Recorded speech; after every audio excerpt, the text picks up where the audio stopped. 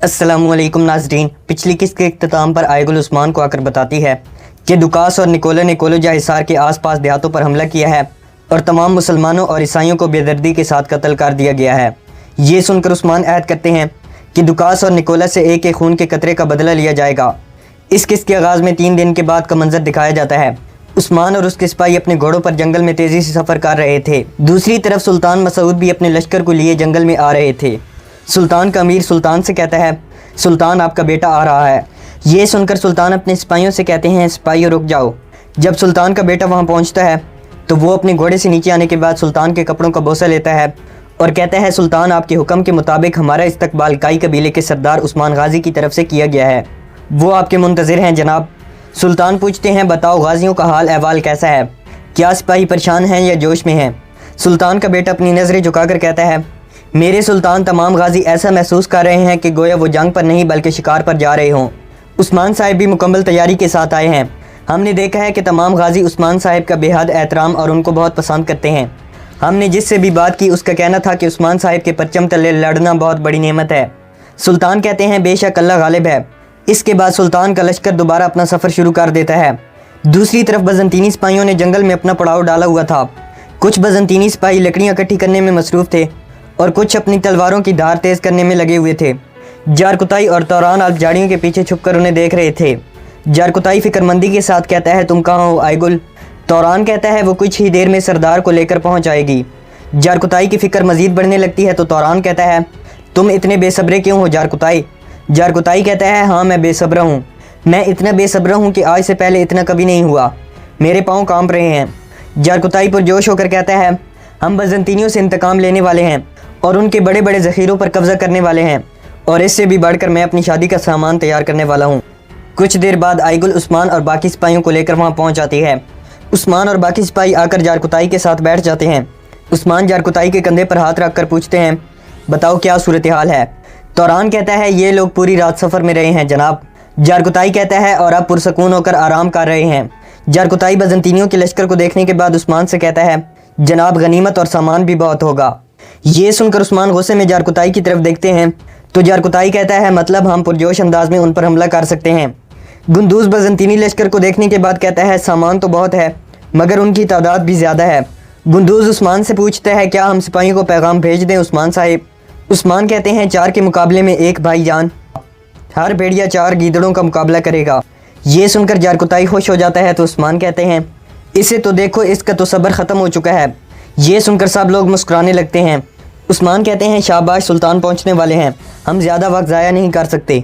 उस्मान गुंदूज से कहते हैं, भाईजान आप तीर अंदाज़ों की सरबराही करें। उस्मान कहते हैं, भागने वाले आयगुल के हिस्से में आएंगे। कुछ देर बाद बजंतीनियों पर तीरों से हमला हो जाता है। सब बजंतीनी अपने अपने ख्यालों में मगन होते हैं जिसकी वजह से उन्हें संभलने का मौका नहीं मिलता और काफ़ी सारे बजंतीनी तीरों का शिकार हो जाते हैं। फिर एक तरफ से उस्मान और उसके सिपाही अपनी तलवारें निकालकर बजंतीनियों की तरफ दौड़ लगा देते हैं। एक बजंतीनी कमांडर चिल्लाते हुए कहता है, सब लोग जंग की तरतीब में आ जाओ। उस्मान और उसके सिपाही बजंतीनियों के पास पहुंचकर उन पर हमला कर देते हैं और इस तरह बजंतीनियों और तुर्कों के दरमियान जंग शुरू हो जाती है। दूसरी तरफ एनागोल किले में दुकास निकोला से कहता है, उस्मान हमले की वजह से टूट कर रह गया है और बड़े मैदानी जंग में उसका खात्मा हो जाएगा। दुकास की बात सुनकर निकोला कहता है, काश कि ये इतना आसान होता दुकास। दुकास पूछता है, वो सुल्तान के लश्कर के अलावा किस चीज़ पर भरोसा कर सकता है? निकोला कहता है, सुल्तान का लश्कर पहली मरतबा आ रहा है दुकास। दुकास कहता है, जंग से पहले ही उम्मीद खो बैठने वालों को जंग के मैदान में निकलने की ज़रूरत बाकी नहीं रहती। निकोला कहता है, जंग में फतह पर मुझे कोई शक नहीं है। कौन मरेगा और कौन बचेगा मैं इसका अंदाज़ा नहीं लगा पा रहा। कुछ देर बाद एक बजंतीनी कमांडर वहाँ आता है और कहता है, 2 मांझ के करीब हिफाजती इक़दामात कायम कर दिए गए हैं। दुकास पूछता है, मददगार दस्ते और सामान का क्या हुआ? कमांडर कहता है, आपके हुक्म के मुताबिक वो रात में ही मुंतकिल किए जा चुके हैं। आज रात वो अपनी मंजिल पर पहुंच जाएंगे। ये सुनकर दुकास कहता है, बेहतरीन, चलें, फतह को मज़ीद इंतज़ार नहीं करवाते। इसके बाद निकोला और दुकास वहाँ से बाहर की तरफ चल पड़ते हैं। दूसरी तरफ उस्मान और उसके सिपाही तेज़ी के साथ बजंतीनियों को काट रहे थे। इसी दौरान कुछ बजंतीनी सिपाही मैदान जंग से भागने लगते हैं तो बजंतीनी कमांडर कहता है, भागो मत बेवकूफ़ो। आयगुल भागने वाले बजंतीनी सिपाहियों के सामने आ जाती है और अपने तीर चलाकर उनका खात्मा कर देती है। इधर उस्मान के सिपाही अपनी तलवार की जोहर दिखाते हैं और तमाम बजंतीनी सिपाहियों को तेज़ी के साथ मूली गाजर की तरह काट देते हैं। आखिर में उस्मान और बजंतीनी कमांडर का मुकाबला होता है। बजंतीनी कमांडर उस्मान पर हमला करता है तो उस्मान उसे उठाकर दरख्त में मारता है। बजंतीनी कमांडर हिम्मत बांध कर दोबारा खड़ा होता है और उस्मान पर हमला कर देता है, मगर उस्मान बड़ी महारत के साथ उसके हाथ से तलवार नीचे गिरा देते हैं और अपनी तलवार ज़मीन में गाड़ देते हैं। इसके बाद उस्मान बजंतीनी कमांडर को एक ज़ोरदार थप्पड़ रसीद करते हैं, जिसकी वजह से बजंतीनी कमांडर नीचे ज़मीन पर गिर जाता है। उस्मान बजंतीनी कमांडर को पकड़कर घुटनों के बल बिठा देते हैं। उस्मान अपनी तलवार उठाते हैं और तलवार को बजंतीनी कमांडर के पेट में गाड़ देते हैं। इधर जारकुताई सामान वाली घोड़ा गाड़ी पर आ जाता है और मालिक गनीमत को देखकर खुश हो जाता है। जारकुताई एक गिलास उठाता है और सोने वाले सिक्कों को गिलास में डाल देता है।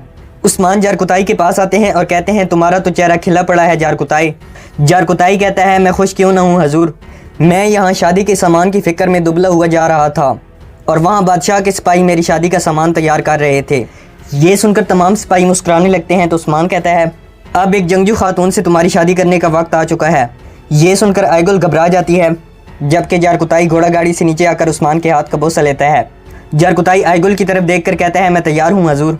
गुंदूज उस्मान से कहते हैं, दुकास और निकोला जब सामान और दस्ते के बारे में सुनेंगे तो वो दोनों ही पागल हो जाएंगे। गुंदूज कहता है, मैं लियो के बारे में फ़िक्रमंद हूँ। उस्मान कहते हैं, लियो के साथ खेल खेला गया है भाईजान, लियो का मेरे करीब होने की वजह से उसे धोखा दिया गया, मगर हम दुकास के साथ सारा हिसाब किताब जंग के मैदान में कर लेंगे। उस्मान जारकुताई और आयगुल की तरफ देखते हैं और फिर गुक्तोग से कहते हैं, गुक्तोग ये सामान सुल्तान की करारगाह पर पहुँचाओ। इसके बाद उस्मान और उसके सिपाही फ़ख्र के साथ एक तरफ चल पड़ते हैं।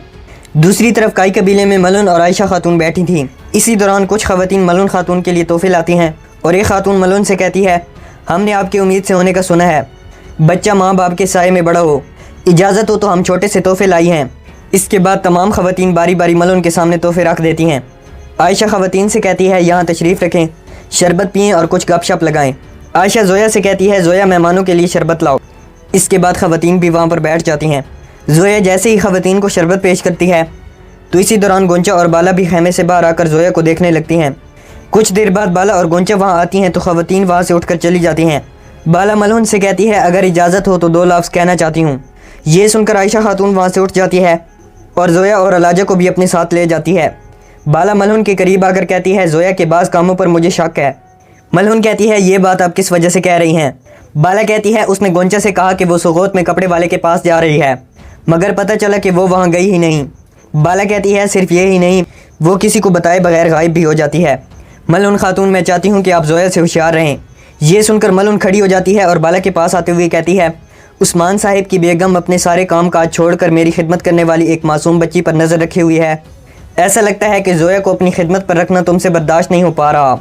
मलहून बाला से कहती है, आपको फ़िक्र करने की ज़रूरत नहीं, मैं ज़ोया की ज़िम्मेदार हूँ। बाला कहती है, मैंने होशियार कर दिया, बाकी फ़ैसला तुमने करना है। ये कहकर बाला वहाँ से चली जाती है, जबकि मलहून खातून अपनी नशिस्त पर बैठकर कुछ सोचने लगती है।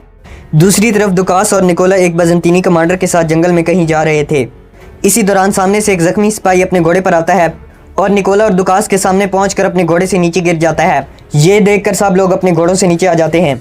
निकोला ज़ख्मी सिपाही के पास आकर पूछता है, क्या हुआ सिपाही? सिपाही कहता है, हमला जनाब, तमाम सिपाही मारे गए हैं। दुकास फिक्रमंदी से पूछता है, और सामान कहाँ है? सिपाही कहता है, वो उस्मान ले उड़ा। ये सुनकर दुकास गुस्से में पागल हो जाता है और चिल्लाते हुए कहता है, लानत हो तुम पर उस्मान। निकोला भी गुस्से में आकर दुकास से कहता है, दुकास तुमने ये सोच भी कैसे लिया कि उस्मान हमारे हमले के जवाब में कुछ नहीं करेगा? यकीनन अब तुम्हें अपनी सोच का जवाब मिल गया होगा। अदनूस कहता है, हमारी बर्तरी तबाह हो गई। निकोला कहता है, अभी भी हम बरतर हैं। निकोला अपने घोड़े की तरफ बढ़ता है तो दुकास निकोला के पास आते हुए कहता है, ये खबर सुनने के बाद भी तुम पुरसुकून होकर कहाँ जा रहे हो? निकोला कहता है, मैंने इमदादी दस्ते 2 मुख्तलिफ रास्तों से रवाना किए थे। यकीनी तौर पर हेलन बाकी आधा सामान मंजिल तक पहुँचा चुकी होगी। इसी दौरान एक बजंतीनी सिपाही वहाँ आता है और अपने घोड़े से नीचे आने के बाद निकोला को खबर देते हुए कहता है, जनाब सुल्तान का दस्ता पहुँच चुका है। ये सुनकर निकोला सब लोगों को घोड़ों पर सवार होने का हुक्म देता है तो सब लोग अपने घोड़ों की तरफ आ जाते हैं। दूसरी तरफ उस्मान ने सुल्तान के दस्ते के इस्तकबाल के लिए एक जगह पर खेमे लगाए हुए थे। तमाम तुर्क सिपाही वहाँ पर जंगी मशकें कर रहे थे। उस्मान, शेख अदिबाली, उमर बे और बाकी लोगों के साथ सिपाहियों का जायज़ा ले रहे थे। कुछ देर बाद सुल्तान का लश्कर भी वहाँ पर पहुँच जाता है। सुल्तान के लश्कर को देखते ही उस्मान सिपाहियों से कहते हैं, सिपाहियों सुल्तान के इस्तकबाल के लिए तरतीब में आ जाओ। इसके बाद सुल्तान का लश्कर अपनी मंजिल पर पहुँच जाता है। उस्मान आगे बढ़कर अपने सीने पर हाथ रख कर सुल्तान को खुशामदीद कहते हैं। सुल्तान अपने घोड़े से नीचे आते हैं तो शेख अदिबाली भी सुल्तान को खुशामदीद कहते हैं। सुल्तान शेख अदिबाली का शुक्रिया अदा करते हैं और कहते हैं, आपने हमारे लश्कर की शान बढ़ा दी है। شیخ ادیب علی کہتے ہیں اگرچہ ہمارے ہاتھ کمزور ہونے کی وجہ سے تلوار نہیں اٹھا پاتے مگر ہم بھی دعاؤں کے ساتھ شریک رہیں گے۔ سلطان کہتے ہیں آپ اور تمام ولیوں کی دعائیں ہمارے لیے مضبوط ترین ڈھالیں ہیں۔ سلطان عثمان سے کہتے ہیں میں آپ لوگوں کی صورتحال جان چکا ہوں، اللہ کے حکم سے ہم غالب رہیں گے۔ اس کے بعد عثمان سلطان کو لے کر آگے بڑھ جاتے ہیں۔ دوسری طرف بزنطینیوں نے بھی ایک جگہ پر ٹھہراؤ کیا ہوا تھا۔ نکولا اور دکاس وہاں پر پہنچتے ہیں تو ہیلن ان کا استقبال کرتی ہے۔ نکولا ہیلن سے پوچھتا ہے ہیلن کیا امدادی دستے اور سامان پہنچ چکا ہے؟ ہیلن کہتی ہے بالکل، ہم حکم کے مطابق مشکل راستے سے آئے تھے، اب دیہاتی بھی کھانے پینے کا سامان لا رہے ہیں۔ دکاس کہتا ہے دیہاتیوں پر اعتبار مت کرنا اور انہیں اندر مت آنے دینا۔ اسی دوران ایک بزنطینی سپاہی وہاں آتا ہے اور نکولا کو بتاتے ہوئے کہتا ہے جناب سلطان اپنے لشکر کے ساتھ منزل پر پہنچ چکا ہے۔ دوسری طرف عثمان سلطان کے ساتھ حملے کی منصوبہ بندی کر رہے تھے۔ عثمان سلطان کو بتاتے ہوئے کہتے ہیں بزنطینی قرارگاہ 4 چراگاہوں کے پیچھے ہے۔ عثمان نقشے پر ہاتھ رکھتے ہوئے کہتے ہیں بزنطینی لشکر اس راستے سے جنگ کے میدان تک پہنچے گا۔ عثمان نقشے پر ایک مقام کو ظاہر کرتے ہیں اور کہتے ہیں جنگ کا میدان یہاں سجے گا۔ سلطان کہتے ہیں میری پریشانی کی وجہ بادشاہ کی جانب سے بھیجے جانے والا سامان ہے۔ یہ سن کر عثمان گندوز کی طرف دیکھ کر مسکراتے ہیں۔ سلطان کہتے ہیں بادشاہ نے دکاس کے ساتھ جو لشکر بھیجا ہے وہ سامان کی وجہ سے اب مزید طاقتور ہو جائے گا۔ عثمان کہتے ہیں بزنطینیوں کے لیے بھیجے جانے والا سامان ہمارے قبضے میں آ چکا ہے۔ یہ سن کر سلطان حیرانگی سے پوچھتے ہیں کیسے؟ عثمان کہتے ہیں بزنطینی قرارگاہ کی طرف جانے والے تمام راستوں پر نگرانی رکھی گئی، ہم نے ان کے ٹھکانے کا پتہ چلایا اور انہیں تلوار کے کاٹ اتار دیا۔ یہ سن کر سلطان عثمان کے بازو پر اپنا ہاتھ رکھتے ہوئے کہتے ہیں اللہ آپ سے راضی ہو عثمان صاحب، آپ نے ہمیں ایک بڑی مصیبت سے بچایا ہے۔ عثمان فکر مندی سے کہتے ہیں مگر میں جانتا ہوں کہ نکولا اتنا عقل مند تو ضرور ہے کہ اس نے سارا سامان ایک ہی راستے سے نہیں بھیجا ہوگا۔ گندوز کہتے ہیں سلطان مند اس کے باوجود ہم نے ان کو ایک بڑی چوٹ پہنچائی ہے۔ سلطان کہتے ہیں تو پھر مجھے دشمن کے بارے میں معلومات سے آگاہ کریں عثمان صاحب۔ عثمان کہتے ہیں بزنطینی لشکر 2 ٹکڑوں پر مشتمل ہے، ایک مقدونیہ سے آنے والا دکاس کا لشکر اور دوسرا نکولا کے ساتھ قلعے داروں کی پیادہ فوج۔ کائی قبیلے میں رات کے وقت گونچا بالا کی کنگھی کر رہی تھی۔ گونچا بالا سے کہتی ہے ملن خاتون تمہیں اپنا رقیب سمجھ رہی ہے۔ بالا گونچا سے کہتی ہے تم زویا پر اچھی طرح نظر رکھو، انشاءاللہ ہم سچے ثابت ہوں گے۔ دوسری طرف بڑی جنگ کی منصوبہ بندی کرتے ہوئے سلطان کہتے ہیں دکاس قرارگاہ سے میدان جنگ تک پوری ترتیب کے ساتھ آئے گا۔ عثمان کہتے ہیں وہ اپنے لشکر کی ترتیب خراب کیے بغیر ہمیں گھیرنا چاہے گا۔ سلطان کا امیر کہتا ہے ہمارے وہ کماندار جنہوں نے دکاس کو جنگ لڑتے ہوئے دیکھا ہے وہ بھی ہمارے ساتھ موجود ہیں۔ سلطان کہتے ہیں دکاس ہر جنگ میں فولادی ڈھانچے کے طور پر ظاہر ہوتا ہے اور یہ چیز سلجوقی کماندار کئی مرتبہ دیکھ چکے ہیں۔ دوسری طرف دکاس اور نکولا بھی اپنی قرارگاہ پر حملے کی منصوبہ بندی کر رہے تھے۔ دکاس نکولا سے پوچھتا ہے قلعے داروں کے ساتھ کتنے سپاہی آئیں گے نکولا؟ نکولا کہتا ہے 350 اور ان سب سپاہیوں کو میں نے خود تربیت دی ہے۔ دکاس کہتا ہے ہم فولادی ڈھانچہ بن کر جنگ کی ترتیب میں آئیں گے اور ترکمانوں کو ہرگز اپنا ڈھانچہ توڑنے نہیں دیں گے۔ دوسری طرف عثمان کہتا ہے دکاس کی سب سے بڑی طاقت مقدونیہ سے آنے والے دستے ہیں جو نیزے اور زرہیں استعمال کرتے ہیں اور ہمارے سامنے موجود لشکر کا سب سے بہترین ستون بھی یہی ہے۔ سلطان کہتے ہیں میرا بھی یہی خیال ہے عثمان صاحب، اسی وجہ سے میں ان کے سامنے رہ کر اپنے نیزوں اور زروں والے خاص دستے سے ان کا مقابلہ کروں گا۔ بائیں طرف سے امیر ارسلان اپنے سپاہیوں کے ساتھ مقابلہ کریں گے اور دائیں جانب سے آپ اور آپ کے سپاہی لڑیں گے عثمان صاحب۔ سلطان کہتے ہیں جنگ کل سورج طلوع ہوتے ہی شروع ہو جائے گی۔ سلطان کے انہی الفاظ کے ساتھ اس ایپیسوڈ کا اختتام ہو جاتا ہے۔